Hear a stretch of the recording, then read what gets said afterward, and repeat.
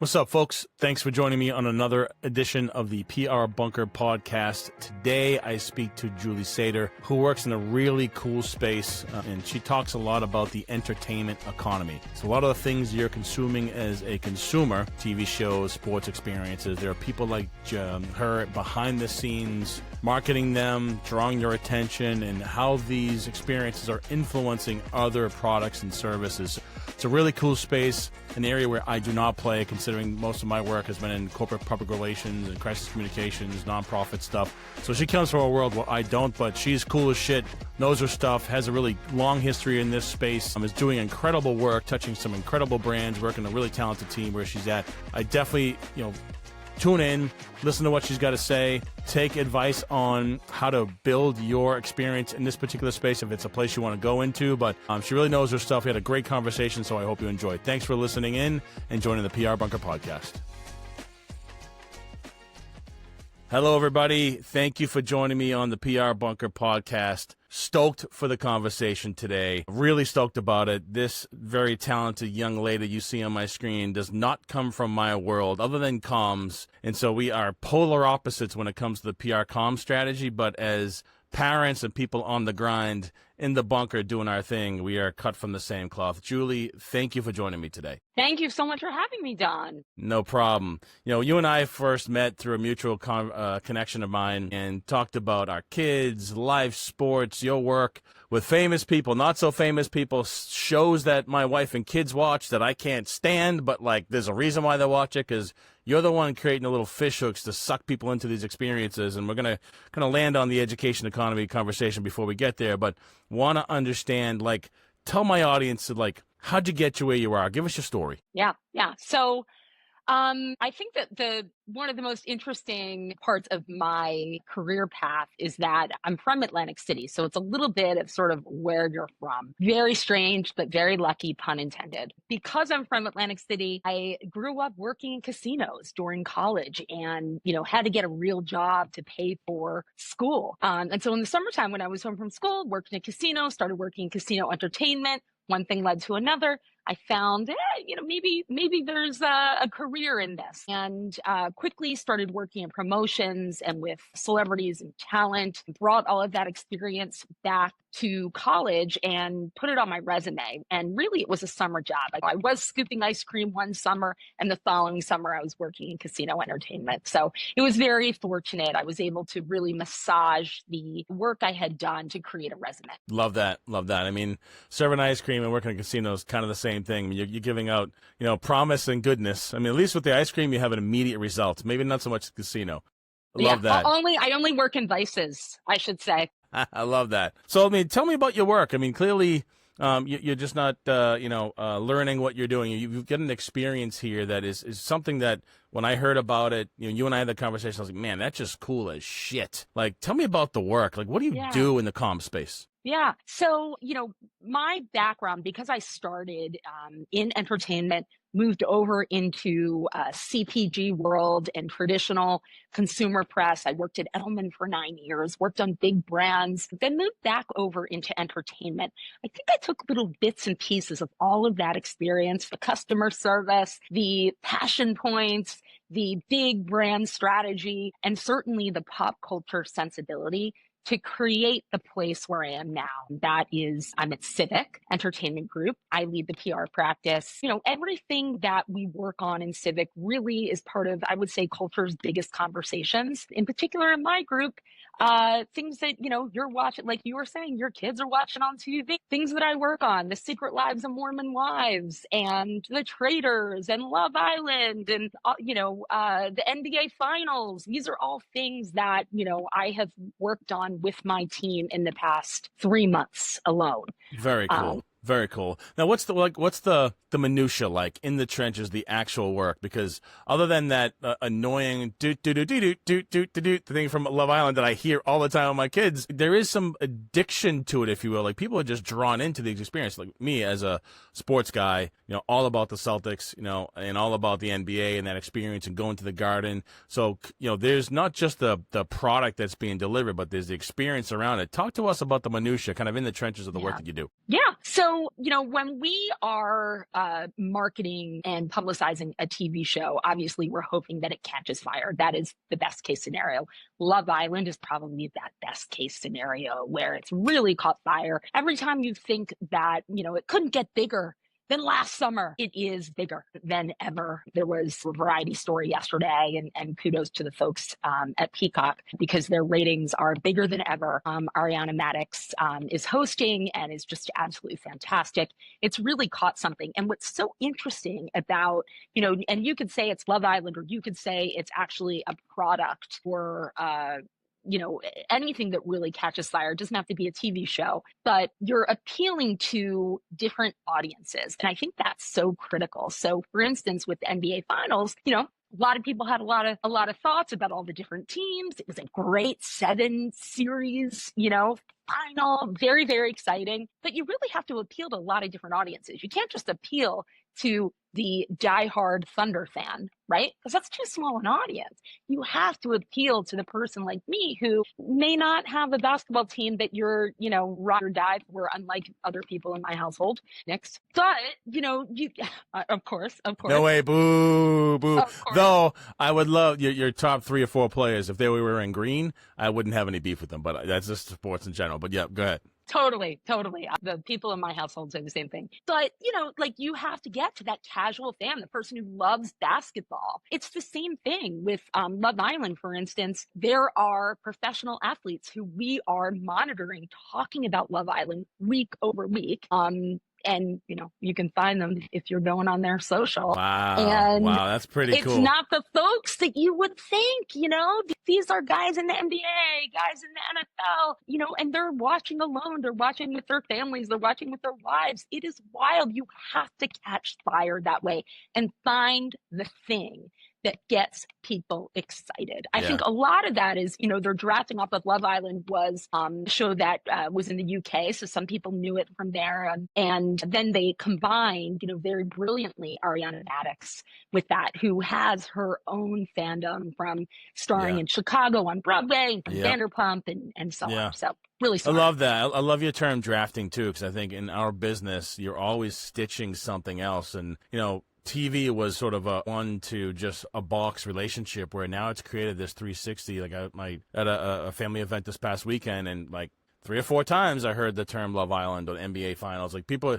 and it's an experience that people take off either being in person or the device, and they talk about it and on socials, and it just echoes. So as a marketer, you're not just thinking about marketing the actual product that you're watching in real time, but there's all these other tentacles around the product that also give you marketing opportunities to do what? To get more people, to kind of grow those audiences. So it's an amazing kind of octopus that you work in. And for me, it's not my world. I just find it so fascinating where it's just you're there to create something that's unique and of an experience that people engage with, but it goes beyond just the screen, which is incredible. Yeah. And what I get most excited about, what we talk about a lot at Civic, is this notion of community.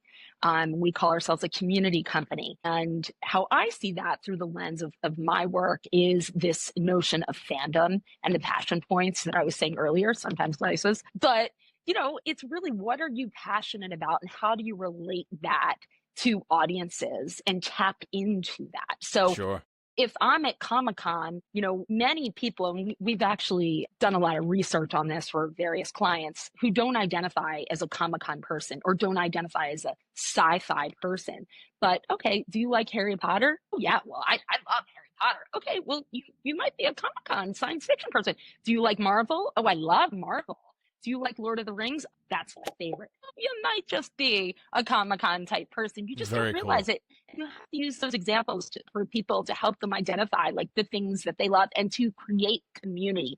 And that, I think, in this age of loneliness and people working from home, and we're not in offices all the time, we're not, at least like we had been, we're not in community places. That's why concerts are selling out everywhere. Yep. That's why festivals are doing really well. And that's why I believe that shows like Love Island, like The Traitors, shows the NBA Finals, sports, live sports are bigger than ever because people want community. They want to have the conversation about the Yankees on, on my Yankee station on my wall behind me and have fiction. People want that because that is community, even if it's not completely safe. Spot on. And when you and I first did a conversation, we talked about the impact that these experiences are having on the economy, not just the community. So you have a particular phrase and thing to use. So I'd love to have you talked about like what that means and how is it implying to the experiences you're creating with your clients, but talk about that a little bit. Yeah. So I'd like to say that we are living in an entertainment economy. And what I mean by that is I think people are expecting everything to be edutainment,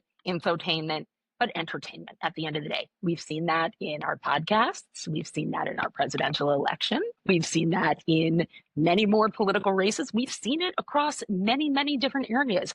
There is drama. I mean, think about like Caitlin Clark and the WNBA and huge, the incredible like blowing up. rise, blowing up. Huge. I probably never watched women's basketball. No offense, it just wasn't a product I was interested in. But now with the media and the drama around it, it's like it's my version of Love Island. I'm like, exactly. Give me the drama. That's what I mean. Yeah, you and 17 million other people, by the way, from last year. So, so you're not alone. Holy you're in smokes. good company. Yeah, but I think that's the entertainment economy. Everyone, they want a story. We want the telenovela. We want the story, and that is what is driving, I think, a lot of our economic choices. What is Travis Scott's McDonald's order? People want to know. Do you have an answer to that?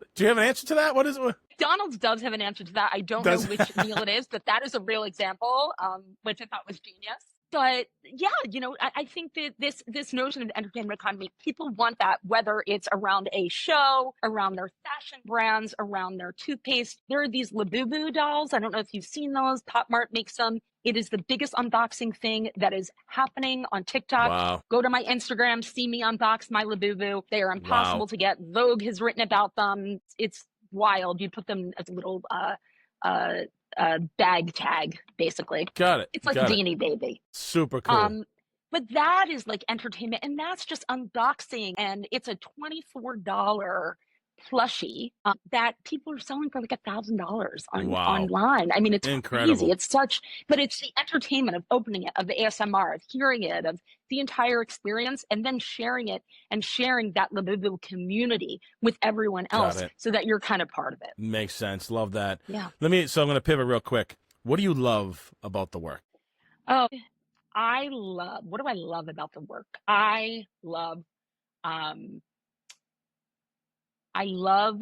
the thrill of the chase. I love the thrill of the problem solving, getting a problem, putting a ratio on it, pretty impossible.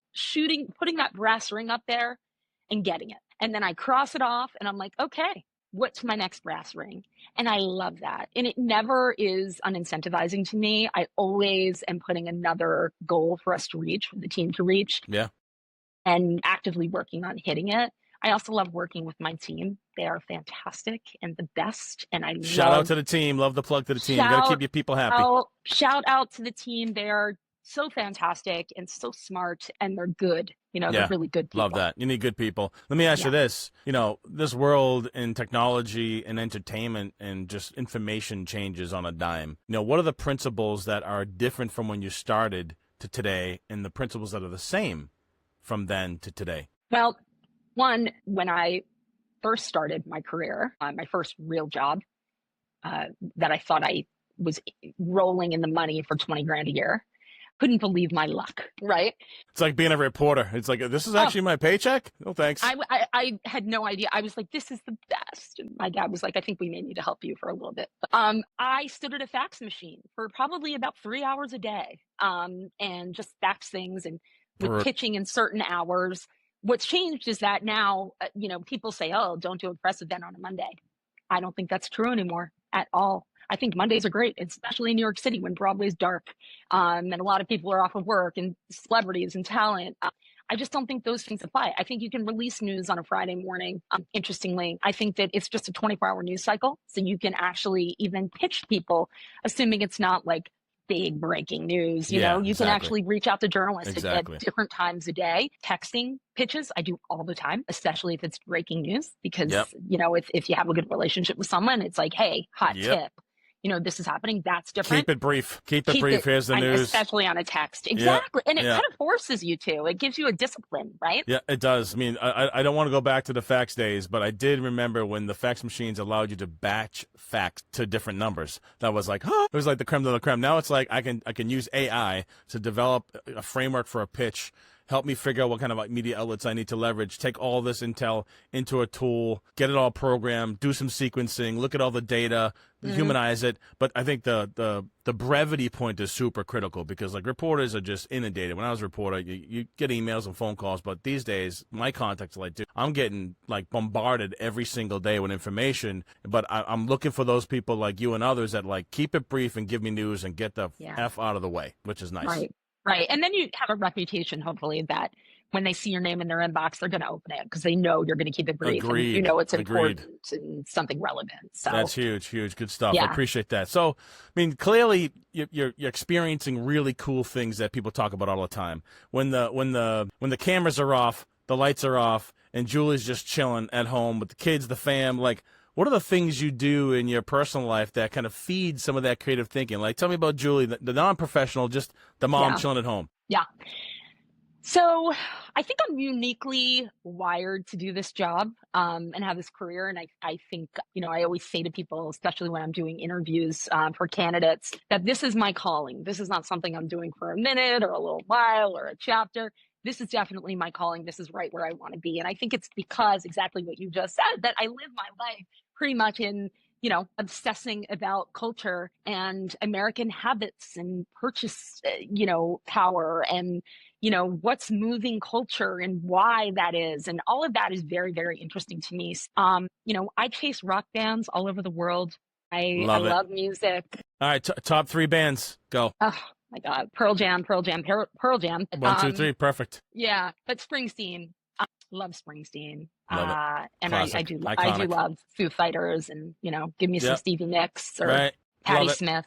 There you go. Excellent. Now, here's another question for you. Obviously, we're getting almost at time here, but for those that are that are in college and don't know that there's a pathway for like they can take their passions of the show that their friends may think is stupid, but they absolutely love because they just love the entertainment and whatever that experience is, they might not know that there's a pathway to that. Now, what advice would you give them? Obviously you went from ice cream in a casino to doing this incredible work. That's clearly not the path, but you've probably etched this out in some way, shape, or form with everybody you've mentored, people that you've hired, and everybody's path is going to be different. But what are some of the commonalities in that path that you would suggest to those that are thinking about going into communications and PR and not just like selling stories, but in this kind of entertainment experience, kind of segment within the industry? Yeah.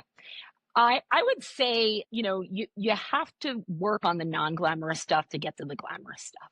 So it sounds really, really fun, right? And, all the things we work on as a team. And by the way, it is really fun. However, in the early part of my career, I worked on, toothpaste and tampons and toilet paper, literally all those categories. I worked on like very low interest bearing categories, let's put it that way. And I learned so much that I learned how to get into the cultural conversation from working on the really hard stuff and figuring out how to write a story, how to create and manufacture a story that resonated with people, not just being handed a story and doing things in a formulaic way. So you have to start somewhere. And I would say, don't always expect it to be glam and be ready to do, the grunt stuff. And then maybe, you get someone's trust and then you can sort of work your way up to working on something that might be a little more zhuzhy, a little more in your lane. Good advice. Sweat equity is always the way to go, yeah. Right? And learn it and be willing to do the things other people won't be able to do. All right. So now where can people find you, find about the company, maybe interested in partnering? Tell us about your socials. Where can people find your goodness? Yes, I would so love to have more friends. Reach out to me on LinkedIn, Julie Safer on LinkedIn, civic-us.com. Our Insta handle is We Are Civic. Reach out. Would love to have a chat. Love it. We do great work and we're a good time. I appreciate that. One last question. What concerts do you have lined up for this year? Oh my gosh. Well, I'm toying with going to see Springsteen in Munich in a next week. Toying. I know. Toying. Just do it. I know. Girlfriend, I'm just a do little it. crazy. But I just got off of 4 Pearl Jam shows from in May. That was fantastic. I'm actually seeing on a pier here in Manhattan, I'm seeing Bare Naked Ladies doing a revival. And I'm like, I hadn't seen them in so long. So I'm going. I'm really psyched. It's going to be outside. I'm sure it'll be beautiful. Love it. And then I'm seeing, so throwback, I'm seeing Men at Work in Toto. Wow. August 1st in Atlantic City. Very cool. I'm super stoked for that. Yeah. Good stuff. Love all that. Love it. And, you know, I love the fact that all these older bands are coming back and finding their way into pop culture, and it's probably your fault in some way, shape, or form. I hope so. I'll take the blame. Bring it. Well, Julie, I thank you very much for joining us today. This will be not the last time that we talk. And I, thank you for getting my wife and kids addicted to Love Island and all that kind of experience. But good insights. Appreciate you sharing, and I'm looking forward to hearing more from your work in this space and having my audience learn from you. And I'm sure you'll get some folks to reach out. But appreciate you joining me today. Thanks, Don. Thank you so much. Thanks for tuning in to the PR Bunker podcast. As always, you can find us at prbunker.com. You can subscribe or at Spotify or hit our YouTube channel, PR Bunker. Appreciate you being here. Hopefully the knowledge that Julie spread on you today was helpful. If you're looking to get into the entertainment economy, specifically or public relations or marketing in that space, I highly suggest you reach out to her. But thanks to her for joining me today. And again, thank you all for listening in to the PR Bunker podcast. Catch you soon.